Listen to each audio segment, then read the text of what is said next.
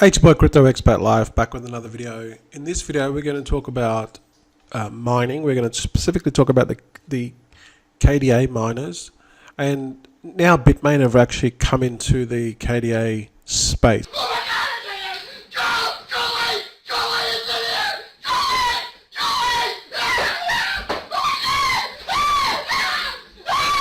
They didn't have a KDA miner before, but now they've brought the new KA3, which has basically blown all the other mining manufacturers out of the water in the likes of GOLDSHELL and iBeLink.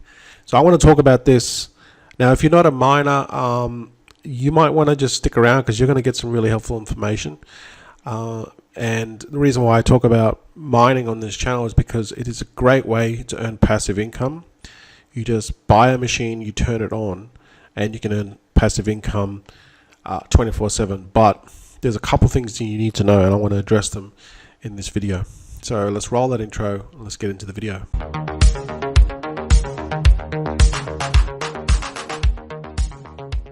Hey guys, welcome back to the channel. You know what to do. Hit that subscribe button and bell notification so when I upload my latest vids, you can get notified immediately. So if we go to asicminervalue.com, we'll see basically the best ASIC miners in the world right now and which one are the most profitable. And GPU mining is pretty much dead. I mean, you can still GPU mine, but you need really cheap electricity. And just go on YouTube and just search GPU mining, and all the YouTubers that are using residential power for GPUs, they're basically turn off the machines because this is not profitable anymore now that Ethereum has moved over to proof of stake. The thing with mining is there's a lot of factors involved. I'm not going to get into all of them, but I'm just going to specifically talk about one factor today. But obviously there's electricity, there's the difficulty, when you buy your machine, when you actually going to get your machine, because BITMAIN is the biggest manufacturer of ASIC mining machines, and they pretty much dominate the market. So they've just pretty much come into this space now, which GOLDSHELL occupied. And now they're just going to bring their KA3, which is pretty much blown the best GOLDSHELL KD Max out of the water. But there's a couple of things in this that you need to know, because those people that have already bought these GOLDSHELL KD Max miners, they're in for a rude shock. So let's just go and have a look at these miners. This is the GOLDSHELL, right?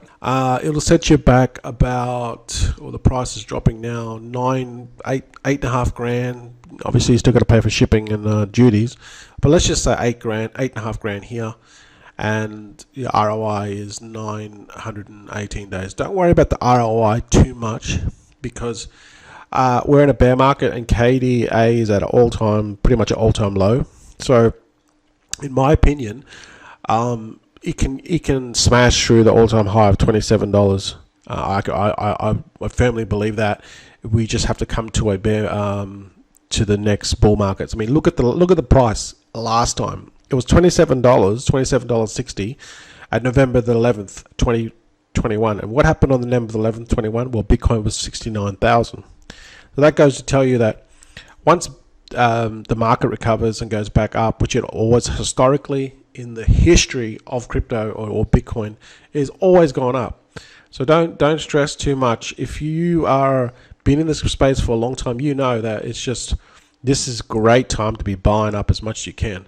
So you can actually just buy the KDA token. You don't have to buy the miner, but there are some advantages to it. In other words, if you fork out your investment and you can get it back many-fold, that's one good thing about it, and you're earning passive income. All right. So, back to the KD miner. Let's have a look here. So 8.5K, you're going to be producing about $7.22, and then here it's producing 40.2 terahash. Consumption is 3,350 watts, and the efficiency is 0.083. So this is where you need to pay attention to, is the efficiency 0.8083. Now, if you go to BITMAIN, now obviously you can't really compare them because one is this BITMAIN one is 4 times the capacity or 4 times the output in terms of hash rate. Okay, so if if you look at the price of here, go back to this GOLDSHELL, right? It's 40 terahash, 40.2 terahash, and it's producing, let's just round this off to $10 a day. And then if you go to BITMAIN, it's producing 166, so basically 4 times the hash rate of this one, but it's making more, 68.68. So this should, if we compare apples to apples, this should only be making $40 a day because it's 4 times this, but it's not. It's producing more, like basically, what's that, 40, 60, 20%, 30%. Oh, geez, keep going. Probably, if you can do the maths, but probably 30% more, 35% more. Why is that so? Because you look at the efficiency, 0.19 joules per gigahash. This is very important. That's why these people that are here that have bought this KD Max, they are basically gonna get a rude shock because BITMAIN has not actually released these on the market yet. They've just started their hash frogging, cloud mining, which I don't know if it's profitable or not, but it's an option. But they are actually, judging by the resellers, if we go down here, there's KA3, these are the resellers, so they would know heads up from BITMAIN already because they have a good relationship with them, and they're pricing it at about 28K. So already off the bat, and you're not going to get this till December. Off the bat, and obviously the difficulty is going to go up. Once everyone gets their miners, the profitability is going to go down. But you're thinking long term with again, if you're thinking long term with Cardano, you don't really care because this price here, you could easily like 10x this price, and it'll still be back to the original all-time high. But like I said, the devil's in detail. So why is this miner so much better than this? Well, it's more efficient, but BITMAIN are basically using better chips, and that's why this is more efficient, and it puts out more for using the same energy, but it makes more money. All right, and BITMAIN have so much purchasing power that they can basically corner the market, and that's what they're now doing with this KDA market. GOLDSHELL are going to be in big trouble because what's happened is BITMAIN uses the better chips. So there's different chips. So you need to understand that when you do your research on these ASIC miners, it's basically a race. All right, it's basically a race. The sooner you can get your machine, the more you can mine it, the better you can mine it, the better off you're going to be. But if we rewind back, going back to this guy here, he was mining Bitcoin at 8 Bitcoin a day on his PC. Now this was in 2012. You could do that, right? Because the difficulty was low. You could just CPU mine it, and it wasn't a drama. You could do that back in the day. But now, as you can see, technology has advanced. Now we're talking BITMAIN are using smaller chips.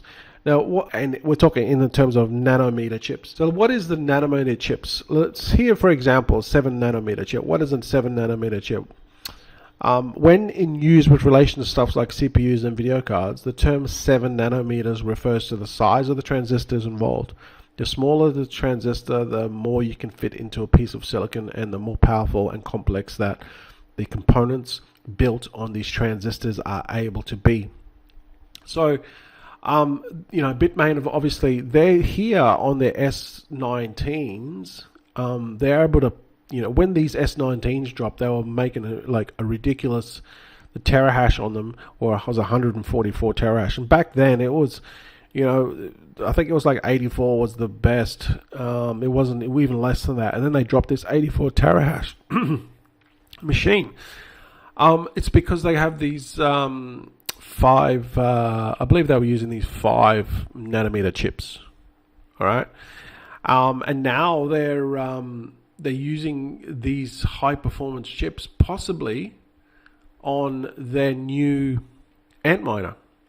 These could be 5 nanometer chips, right? But the problem here with GOLDSHELL, poor old GOLDSHELL, they're probably using 7 nanometer chips because the efficiency is just not there, and that's this is my assumption, that this GOLDSHELL, they're using older chips that are less efficient, that they use less power per silicon block, and that's why this thing is suffering. You look at the efficiency, 0.083, and then we look at the efficiency here at 0.19. This is 4 times better in efficiency, and it's producing 4 times more. Obviously, the different output, but it's 4 times more efficient. So I think that BITMAIN, and people don't realize this, when they buy these machines, they could be buying a machine that has 7 nanometer chips. You're always going to lose the efficiency. Like, you need to have really good, cheap electricity. That's one. Then you're going to have, like, your machine is going to be efficient. This is how competitive mining is now. It's getting down to the efficiency of these things, right?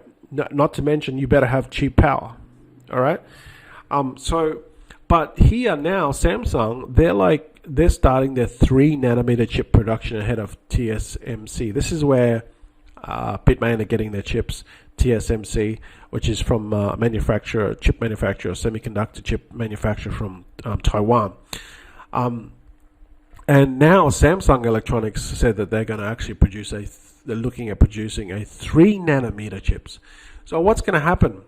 Well, this might be some time off. Okay, they're saying that then the Taiwanese company plans to produce a 2 nanometer chip by 2025. So we're going to go from, potentially, this could be a 5 nanometer chip machine. Then they're going to go to a 3 nanometer chip with Samsung, and then TMC, again, they're going to come back with a 2 nanometer chip. So what's going to happen in the future? In the next, I would say, 3 to 5 years, these BITMAIN machines, they're going to get more and more complex and better efficiency, and they're going to just produce more and more. Here we can see the Bitcoin difficulty over the last, all time. Okay, it just keeps on going up and up and up and up and up. It's currently at 32 terahash. This is the Bitcoin difficulty. So why do people keep on buying these miners, and they're always fighting the difficulty? Meaning, when the difficulty goes up, everyone makes less. Right? It's the machines that you're on the network will make less, but if you got the more machines, then you're still going to make money. The difficulty keeps on going up and up. Look at it. But why? Because it's so good. It's going to be Bitcoin continues to be profitable in the future. Bitcoin could be $1 million one day. That's my estimation, that it'll be 1 million by 2030. Now we're 7 years away, but going back to what I said about this guy here. This guy was mining Bitcoin at 8 to 10 Bitcoin a day in 2012. Who would have thought? The price back then wasn't much at all. Who would have thought? Right? And this is what I'm thinking now. The price of Bitcoin is going to be up significantly, and people are still going to buy these miners because it's still going to be profitable. Still going to be way profitable. So that's the thing with these KDA miners. GOLDSHELL, if they're using superseded nanometer chips, they're going to lose the race. BITMAIN are going to crush them like they've always done. And let me tell you this: if you've known about BITMAIN and how they operate, they basically come on the market, they'll release a new miner, right? They're probably already mining it now, making it profitable. This is coming out in December this year. What they're probably doing is they've already produced this machine, right? Then what they're doing is they're mining it now. They're probably mining them, or they're probably still producing them and mining the ones that they've already got on. They're trying to get their ROI back, and then they'll sell it, right? They'll sell it, make a nice profit. They're in the game of making selling machines. So they'll just absolutely come on and decimate the market with this KA3, and GOLDSHELL are in big trouble. They are going to lose massive amount of profit simply because BITMAIN are just going to bully them. All right. So if you're going to buy one of these GOLDSHELLs, I feel sorry for you, because in my opinion, you're already behind the 8 ball with the chips, and also the efficiency is going to kill you because of the chips. And this could probably drop down to $2 to $3 a day once BITMAIN actually release this KA3 on the market. Okay, it's going to decimate. It's going to absolutely decimate GOLDSHELL, even these iBeLinks. See this other one here, iBeLink one, that's going to get smashed. Let's just go and have a look at the efficiency on the iBeLink.